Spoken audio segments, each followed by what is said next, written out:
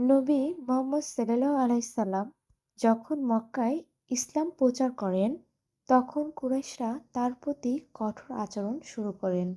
মক্কায় জনগণ যখন ইসলাম গ্রহণ করতে অস্বীকার করেন, তখন তিনি ইসলাম প্রচারের জন্য তাইফ নগরে যান।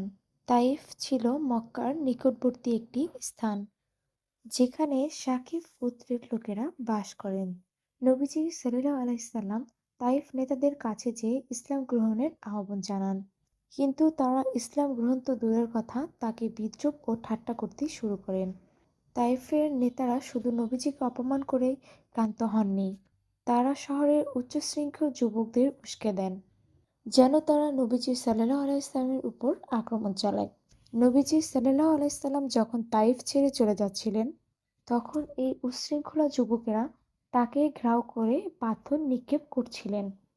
পাথরের নিক্ষেপে নবীজি সাল্লাল্লাহু আলাইহি সাল্লাম গুরুতরভাবে আহত হন। রক্তে ভিজে যায় তার পবিত্র শরীর। এত কষ্ট পাওয়ার পরও নবীজি ধৈর্য ধারণ করছিলেন। তখন জিবরাইল আলাইহিস সালাম এসে বললেন, হে আল্লাহর রাসূল, যদি আপনি চান তাহলে আল্লাহ পাহাড়ের ফেরেশতাদেরকে আদেশ করবেন যাতে তাইফ শহরের লোকজনকে চূর্ণ বিচূর্ণ করে দেয়। কিন্তু নবীজি অত্যন্ত মমতা